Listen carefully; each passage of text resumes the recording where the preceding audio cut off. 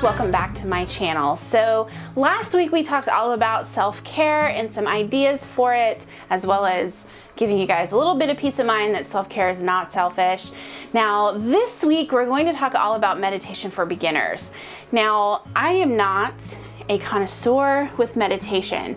This is something that I have started incorporating into my life. I don't do it every day. I should do it every day, and I'm trying to make a conscious effort to do it more on a daily basis, but it is something that really helps me, and it's something I really enjoy. So I think it's important for people in a routine.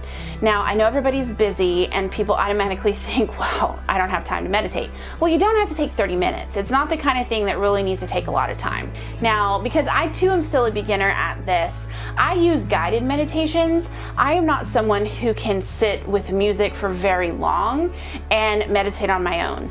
It helps me a lot to have guided meditations, and that's completely fine. There's some really wonderful apps that you can use that help you with that I'm going to talk to you guys about. So I thought it only fitting that we be back in my meditation room for us to talk about these things. Now let's start with setting your environment. Now I really feel that your environment is incredibly important when you're meditating. It is vital that it is a space where you feel calm, you don't feel stress or overwhelm. It's a space where you feel at peace. Now my meditation space is obviously that for me, but I do some extra things to kind of help me feel more at peace. I love candles. I have two behind me here. I also have my oil diffuser here, and I have it set on the candle flicker mode where it kind of matches any candles or anything else that I have going.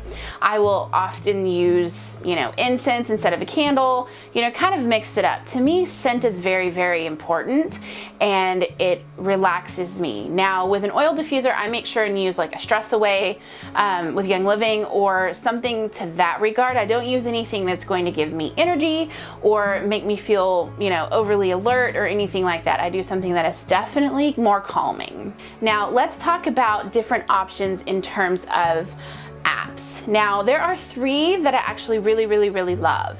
The first one is called Calm. Now, Calm is a fantastic meditation app. They have people telling stories, they have guided meditations, they have music, they have on there where you can actually set a scene. So you can pick like a fireplace if you love that, or you can pick like the ocean or whatever, and that is your background when you open the app. I absolutely love it.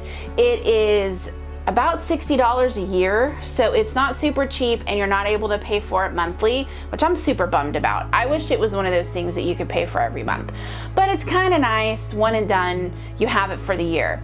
My dad initially bought this for me as a gift about a year and a half ago, and I loved it, and I wasn't able to redo the subscription because I was in Asia for a year and it didn't work quite the same, but I love this app. I'm about to repurchase the $60 a year for it because I really think it's wonderful. They have so much great stuff. Now they have stuff on there that's free. It's free to download the app, but to get their premium plan and everything is the $60, and that opens everything on the app. So download it for free, check it out, take a peek, see if it's something that will kind of resonate with you, and then if so, go ahead and purchase it and use it. But it's really wonderful, and it's super crazy popular. Calm is a great app for a guided meditation. Now another wonderful app is called Headspace. Now Headspace is an app that I actually haven't ever paid for, and there are meditations in it that are really great. I'm kind of one of those people that I pick some meditations I really like and I kind of re-listen to them, so I don't really stray away a whole lot. So Headspace is a really great option. It's an awesome app. It's free to download it. I think they have a premium choice with Headspace, but I've never paid for it. So I've always used the free choice, and it's really great. Now the third app that I use for meditations is Rituals. What's really funny about this is Rituals is actually a makeup company, but they have a meditation section on their app. And so I've never used that app to buy makeup or to shop or to do anything like that. I use their guided meditations, and it's completely free, and they're awesome. So download the Rituals app and use their meditations because it's awesome. Now, aside from apps, another great option for guided meditations is YouTube. If you just go to YouTube and you search guided meditations, it will pop up tons of them. It will do a guided meditation for anxiety, depression, abundance, anything that you're looking for in terms of how you're feeling at the time, it will pop up a guided meditation for that. And it could be 5 minutes, it could be 20 minutes, it can be whatever you're looking for. So if the meditation that you need at the time may be 20 minutes and you don't have 20 minutes, just do the 10 minutes of it. That's perfectly fine. So, or if you can carve out the full time for the entire guided meditation, do that too. But I really think that that's an awesome option for people. So head on over to YouTube, search that, and use your guided meditations. It's something I do pretty often. The last choice for meditations is actually just meditation music. You can go into iTunes and search meditation, search yoga, search anything like that, and it will pop up really wonderful, calming music for you. That's something that I have used whether I'm trying to incorporate some self-care like we talked about last week into my shower or getting ready in the morning. If I don't feel like an audiobook or a podcast, I'll play that music. I did that a lot when we were traveling, especially when we were in Bali. I love taking showers outside. That sounds super crazy, but you know, nobody's seeing the goods. But you'd have the shower outside, and it was this amazing experience. So I turned music on and I take a shower while, you know, it was dark out, and it turned into a meditation experience for me. It was awesome. So if that's kind of more your jam, just head on over to iTunes, check out something that really resonates with you in terms of just some great calming music. Now, the next really important thing to consider and to think about is your position and how you sit. You need to find a really comfortable position. Now, as you see from Buddha back here, he often sits in a cross-legged position. People will take their hands, place them on their knees, and that's what they will do. That's kind of your stereotypical, you know, meditation pose. It's not the one I like to use simply because I'm a bigger person, I'm a bigger girl. If I sit cross-legged for very long, my legs will start to fall asleep. I don't like that feeling, so I don't choose that position. So the thing that's really important for you to understand is you don't have to sit in this, you know, that you've always seen sort of position. You can sit any way that's comfortable for you. One thing that I really like to do is I lay down. I don't go to sleep when I meditate, so it's not something I struggle with because I don't tend to meditate in the morning.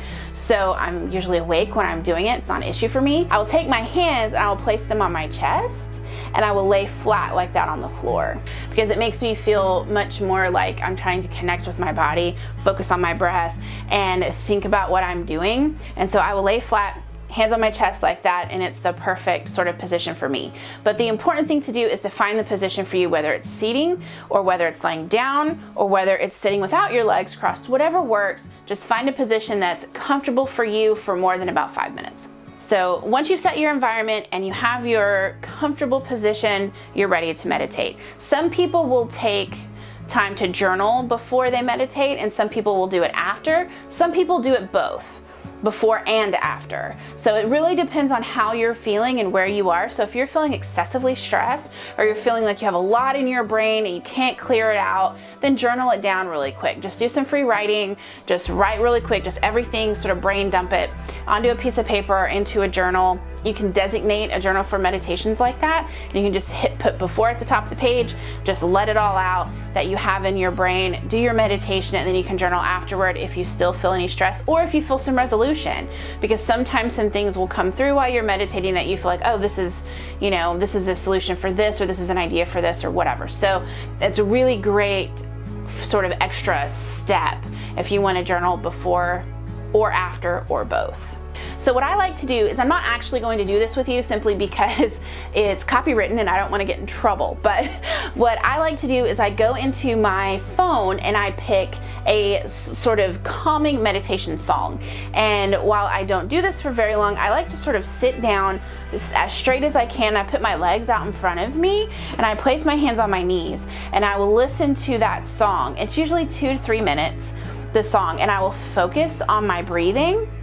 And I will try to clear my mind out, because the thing that I really struggle a lot with is my mind just races. So I really try hard to clear my brain out, and by doing that I focus on my breathing, the inhale, the exhale, how your body feels, focus on you and not so much on what's going on in your head. So I sit with my legs straight out in front of me, my hands on my knees, and I'll turn that song on and I'll close my eyes and I'll just, as deep as you can, and just focus on how you're breathing. Is it hard for you to take a full deep breath in? Is it not? What position do you need to change to allow you to do that? So just make sure you focus on your breath like that. So I'll do that for one song, so 2 to 3 minutes, and then I will start whatever guided meditation that I want to do.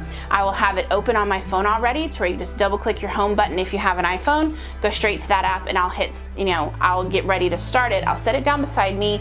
I'll go ahead and lay down, place my hands on my chest, and then I will hit start. And I will go through the guided meditation for however long it is. And I give myself a few seconds to kind of finish breathing and kind of, then I'll sit back up. If I feel like I need to sit for any length of time, I'll do that. Or if I feel rejuvenated and better, I'll jump up. If I feel like journaling, I'll do that, or I'll head right back into my day. So it's really not something that has to be excessively time consuming or stressful. Like, it's meant to recharge you, to recenter you, to get you in a place where you are very connected to your body and your breathing. And it's really, really wonderful for your stress levels. It's great for you to clear your mind, to really focus, and you'll be surprised at some things that kind of come through for you during those times. So sometimes it's really great to disconnect with everything else that's going on in your life, even if it's for 5 minutes.